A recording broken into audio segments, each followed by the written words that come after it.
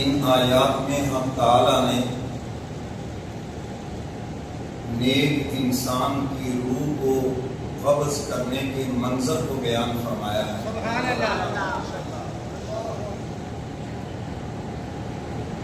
یہ بات بیان کرتے ہوئے تو چند منٹ لگ جائیں گے، لیکن یہ کام ہوتے ہوئے ایک لمحہ بھی نہیں لگتا۔ جیسے کہیں ایکسیڈنٹ ہو جائے نا تو ایکسیڈنٹ تو 1 منٹ میں ہو جاتا ہے، لیکن جب آپ اس کو بیان کریں گے تو اس کو 2-4 منٹ لگ جائیں گے۔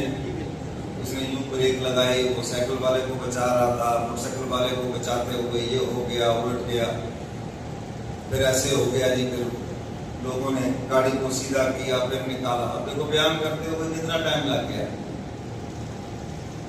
اور جب کہ ایکسیڈنٹ وہ 1 سیکنڈ میں ہو گیا۔ بالکل اسی طرح روح کو جو قبض کیا جاتا ہے یہ تو 1 لمحے میں ہو جاتا ہے۔ اس کو سمجھانے کے لیے، بیان کرنے کے لیے تو تھوڑا سا وقت لگے گا۔ اللہ تعالیٰ نے نیک انسان کی روح کو قبض کرنے کا جو نیک منظر ہے، اللہ ہم سب کو نصیب فرمائے، اس کو بیان فرمایا۔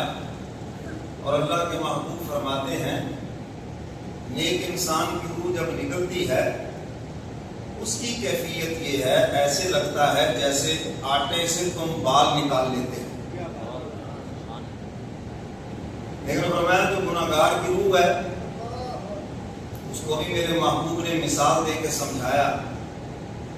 باریک کپڑا پانی میں بھگو کر کسی خاردار درخت کے اوپر ڈال دیا جائے اور پھر ایک کنارے سے پکڑ کے اس کو کھینچا جائے، جیسے وہ کپڑا تار تار ہو جاتا ہے ایسے ہی گناہگار کا جسم بھی اندر سے ٹکڑے ٹکڑے ہو جاتا ہے۔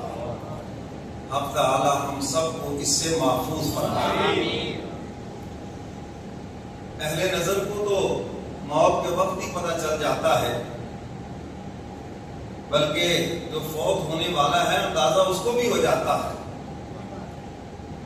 کیونکہ اس کے سامنے ملائکہ جب آ جاتے ہیں، حدیث مبارکہ کا مفہوم ہے، مرنے والا کبھی کہتا ہے میرے سامنے میری والدہ آ گئی، بھائی آ گیا، حالانکہ ان کو فوت ہوئے 10 سال ہو گئے۔ فرمایا کہ اصل میں شیطان ان کی شکل میں آتا ہے اور آخری وقت اس کی کوشش ہوتی ہے کہ کسی طرح میں اس کو ایمان سے محروم کر دوں۔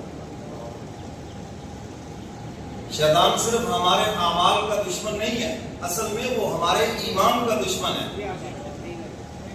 اعمال میں لگے رہو گے تو ایمان محفوظ رہے گا، اور وہ ان کی شکلوں میں آ کے کہتا ہے ہمیں تو اسلام کا کوئی فائدہ نہیں، نمازیں پڑھی ہمیں تو کوئی فائدہ نہ ہوا، چھوڑو تم بھی اسلام کو۔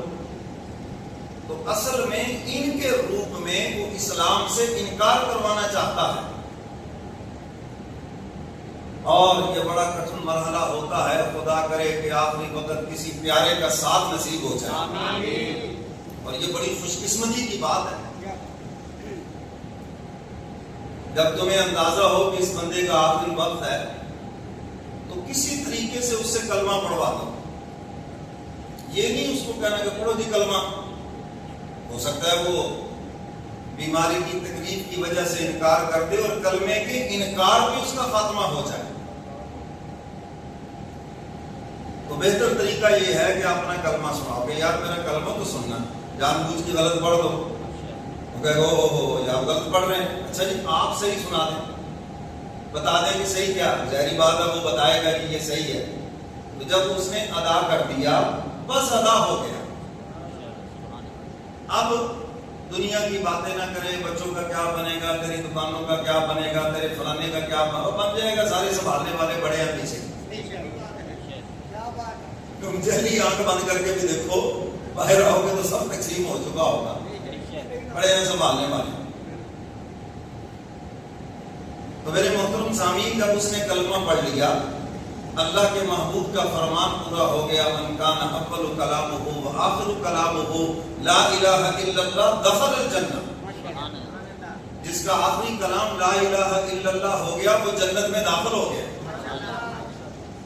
بس ऑपरेशन होना है, डॉक्टर से कहें भाई बेहोश करने से पहले मुझे एक लम्हा जरा बताना, आप कलमा पढ़ लें, आपको बेहोश किया, अल्लाह ताला सबको बीमारियों से महफूज फरमाए।